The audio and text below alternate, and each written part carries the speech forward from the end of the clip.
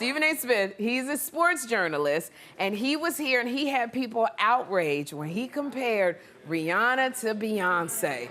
Take a look. Ladies and gentlemen, she's a lot of things. She's spectacular, actually. Yes. And congratulations on new mamahood. Since There's what? one thing she's not. Uh-huh. She ain't Beyonce. Okay, Stephen A., I literally, I was like, uh-oh, he in trouble. He in trouble. Because, and here's the thing, see, Stephen A., he used to be on his shows at First Take, that he's on First Take, and he's used to a bunch of men, but he ain't never got in front of an audience full of women. And so when he did it, I was like, oh, you remember what Lil Arnold used to say? Willis, you in trouble. And he said, and the thing about Stephen A. that I love, because he got all this swag, look at his face, look at, he like, yeah, she ain't Beyonce. He thought he had slam dunked that comment. But Stephen A. Smith, you didn't know about the Beehive and the Navy, okay? Now, the Beehive is Beyonce's fan club. The Navy is Riri's fans. And so it's just certain things that you don't talk about.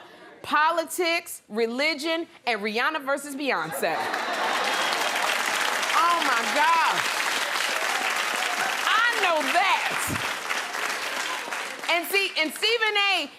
Smith is used to men coming after him. That's what he does. Like, he compares LeBron James to Michael Jordan.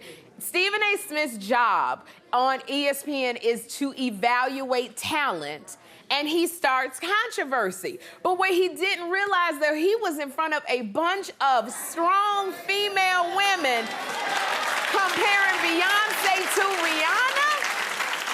Woo! Woo! And I tried to help him. I was even saying with my eyes, Stephen, don't go there. Don't go there, Stephen. And Stephen, I'm sorry, but you had to learn the hard way. You thought all that swag and pulling your tie was gonna save you? The Beehive and the Navy, they ain't nothing to play with. Any fan group that's called the Beehive and the Navy, you know they gonna come for you. You know they gonna come for you.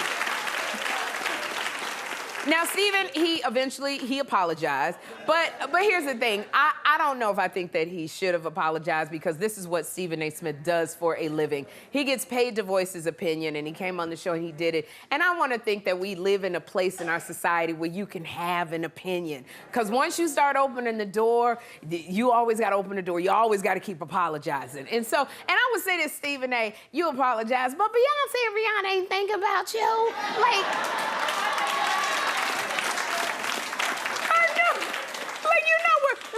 and he said, you know, the Riri's not on the Beyonce level. Like, Riri ain't concerned about you, because she changing diapers, and she worked, the baby done did projectile vomiting on her. Y'all, anybody know a baby projectile vomiting is? They get in that thing where they just keep upchucking on you.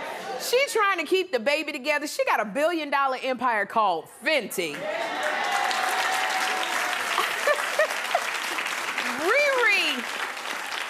Riri, like, Stephen A., who?